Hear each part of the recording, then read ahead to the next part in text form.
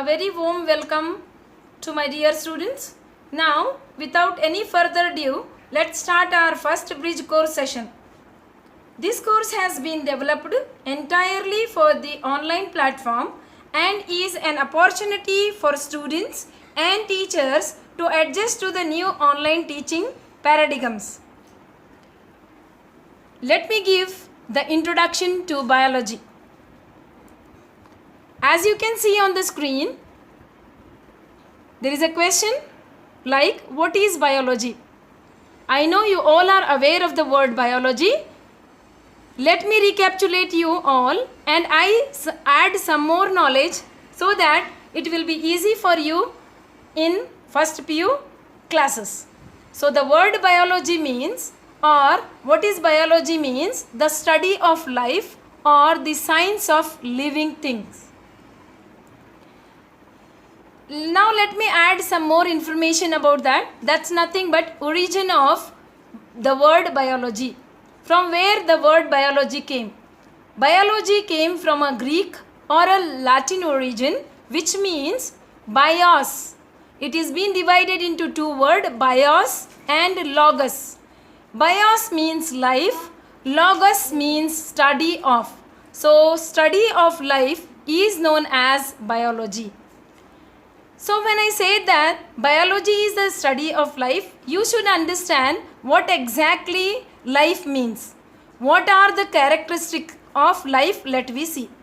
On the screen, you can see there are 9 characteristics which I have quoted you, which make the organisms to be having a life. That's nothing but cellular composition, growth, reproduction, movement, adaptation, metabolism, specific organization, homeostasis, and responsiveness. These are the characteristics of life. Let me go in detail about each and every characteristic of life, my dear students. The first one is cellular composition. What does it mean? Cellular composition means the cell is considered to be the basic unit of life, as it is the smallest unit that can carry out functions of life. As you all know that cell is said to be the structural and functional unit of living organism. All living organisms are composed of cell, from single-celled bacteria to a complex multicellular organisms such as human beings. You can see on the screen I have mentioned 2 types of organism. That's nothing but unicellular and multicellular. You are aware of these 2 words. Okay, my dear students, unicellular means the organisms whose body is made up of one cell, and examples are bacteria, amoeba, paramecium, trypanosoma, etc., etc. In the same way, multicellular organisms means the organisms whose body is made up of more than 2 cells, or the body is made up of 2 or more cells. In the sense, the organism is made up of more than 2 cells. Examples are plants, fungi, animals, etc. Now let me pass on to the next characteristics of the life. That's nothing but growth. Growth, as in your screen you can see, increase in cell size or increase in cell number. Growth means the act, it is an act or it is a process or a manner of growing. We call it as growth. Development means a gradual increase in size and weight, we considered as a development. So life, the characteristic of life, the next one was growth and development. That's nothing but increase, gradual increase in size and weight. Let me pass on to the next one. That's nothing but reproduction. My dear students, living organisms grow and reproduce to make more living organisms like themselves. This can occur through asexual reproduction or sexual reproduction. As you can see on the screen, 2 types of reproduction I have quoted. You are all aware of these 2 words, sexual reproduction and asexual reproduction. Let me tell you what exactly asexual reproduction means. Asexual reproduction is nothing but the reproduction which is going to carry out in single-celled organisms.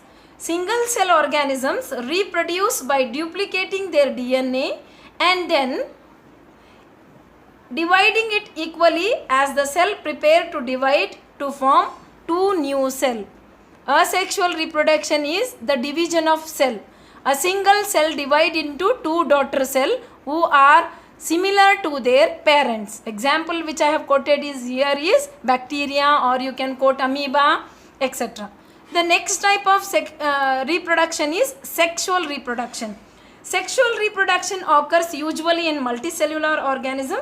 So these multicellular organisms often produce specialized reproductive cells, that's nothing but sperm and egg, that will form new individual. So these sexual reproducing organism need specialized cells. Those specialized cells we call it as sperms and egg. When the union of these sperm and egg cell takes place, then a new individual is going to form. It is going to carry out usually in multicellular organisms.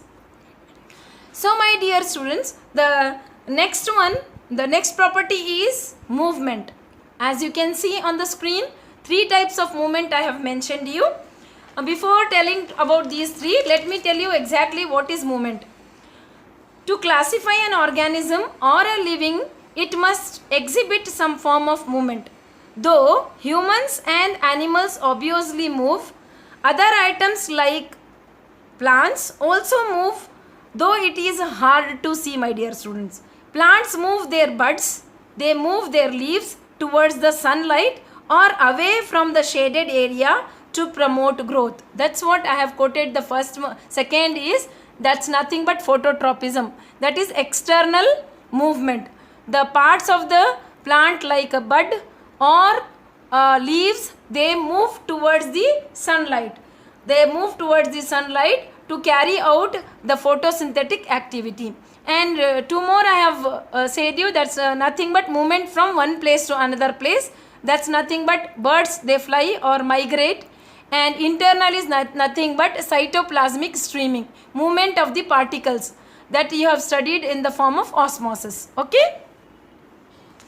Let me proceed on to the next one. That's nothing but adaptation. The next character is adaptation. Adaptation is changing to meet the needs of an environment, or I can say plants, animals, people and even microorganisms that live can adapt to the world around them. Adaptability involves the trait that help living organisms survive in its environment. In conclusion, I can say about adaptation is change in the structures or behavior of an organism that allow it to survive in a particular habitat is known as adaptation. Example I can quote, birds migrate. They migrate, and the example for that bird migration is they migrate for the purpose of food. They migrate to change the environment. They migrate for the reproduction. We call it as behavioral adaptation. Next one is adaptation. The next point which is on your screen is human body temperature. That's nothing but physiological adaptation. The things which is going on inside our body. As we are said to be, human beings are said to be homeotherms. Okay, homeotherms means warm-blooded animals. The animals which can maintain their body temperature. We call it as homeotherms. And others are said to be phyclotherms. Okay, so these 2 terms you are going to study in deep in your syllabus. Okay, the next one adaptation is hibernation. That is nothing but physiological adaptation. Everybody know what is hibernation. It is a period of long sleep of an organisms where they will not carry out any work. Hair, ear length, desert versus Arctic hair structural adaptation. These are the adaptations which you are going to see in detail in your proceeding classes. Okay, the next characteristic is set of chemical reaction that converts food into energy. That's nothing but metabolism. There is a set of chemical reaction which is occurring in our body. Through that metabolic activity we are going to produce energy. That's nothing but digestive system, respiratory system, etc.